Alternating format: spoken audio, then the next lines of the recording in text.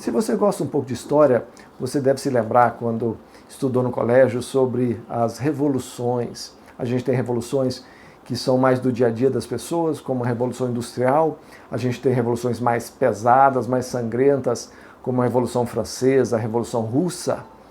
E tantas vezes é engraçado que as pessoas tentam puxar para dentro do hall dos grandes revolucionários Jesus Cristo. Olham para os evangelhos e tentam identificar algumas coisas que Jesus fez, que olha lá, tá vendo? Ele era um revolucionário. Mas quando a gente se detém um pouco mais no que Jesus fez, a gente percebe que não é bem assim.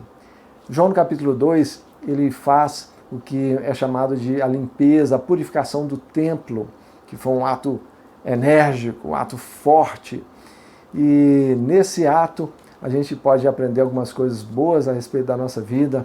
Eu quero te convidar a ler lá em João, capítulo 2, verso 13. Diz assim: Estando próximo à Páscoa dos judeus, Jesus foi para Jerusalém e encontrou no templo os que vendiam bois, ovelhas e pombas e também cambistas assentados.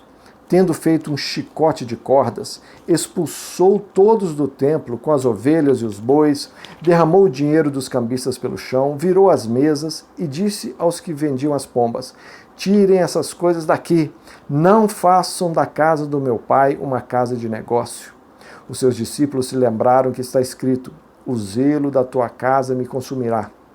Então os judeus lhe perguntaram: Que sinal você nos mostra para fazer essas coisas? Jesus lhes respondeu: Destruam este santuário e em 3 dias eu o levantarei.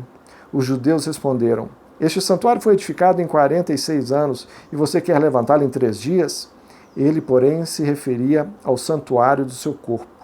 Quando, pois, Jesus ressuscitou dentre os mortos, os discípulos dele se lembraram que ele tinha dito isso e creram na Escritura e na palavra de Jesus.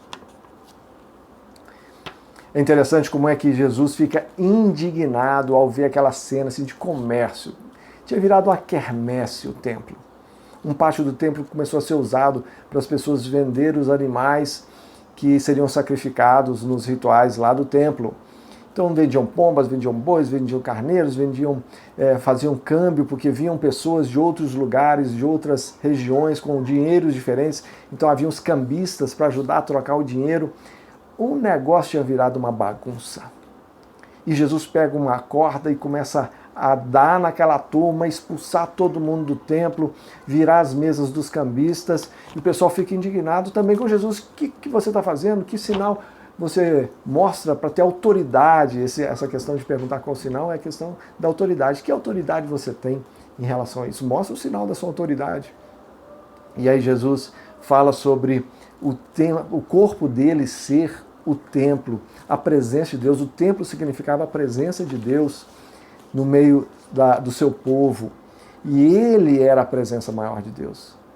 E das várias coisas que a gente pode perceber nesse texto, eu queria chamar a atenção para uma em especial. Os cambistas estavam fazendo o trabalho deles. Precisava ter gente para trocar o dinheiro daqueles que vinham de fora. Precisava de gente para fornecer animais para os sacrifícios. Só que essas pessoas foram aos poucos saindo das ruas e entrando dentro dos templos, mancomunados com os sacerdotes. Houve uma permissividade para que essas pessoas passassem a fazer o seu comércio dentro do templo. E aquele que era o local mais sagrado virou uma quermesse. Jesus, quando expulsa eles do templo, mostra que é muito fácil a gente deixar o dia a dia da gente dominar o sagrado, tomar conta do sagrado. O sagrado, ele deve manter um lugar no nosso coração que ele permeia toda a nossa vida, e não os nossos negócios, o nosso ganha-pão, nossa forma de ganhar dinheiro para sobreviver, para se manter, tomar conta do sagrado, invadir o sagrado. É o contrário, o sagrado é que deve invadir a nossa vida toda. Por isso que eles não perceberam com quem eles estavam lidando, porque quando a gente permite que o dia a dia invada o sagrado e tome o lugar do sagrado nas nossas vidas, a gente deixa de perceber a presença de Deus na vida. A gente deixa de perceber quem é que está pertinho da gente. A gente deixa de perceber que o nosso Senhor vive e Ele está andando no nosso meio, porque a gente só tem olhar dentro do templo, no caso deles lá, para que animal que eu vou vender, qual que é o dinheiro que eu vou trocar, quem é que vai fazer negócio comigo, e a gente perde o lugar do sagrado da nossa vida.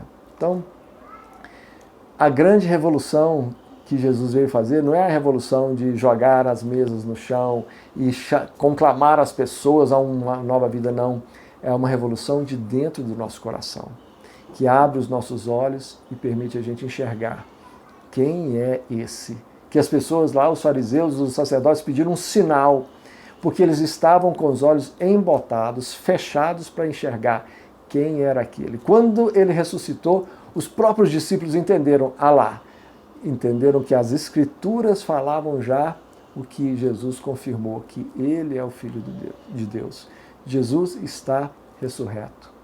Que ele possa nos ajudar a colocar o lugar do sagrado em lugar de preponderância na nossa vida. E o dia a dia, o próprio sagrado vai dar conta de resolver para nós. Que Jesus te abençoe ricamente.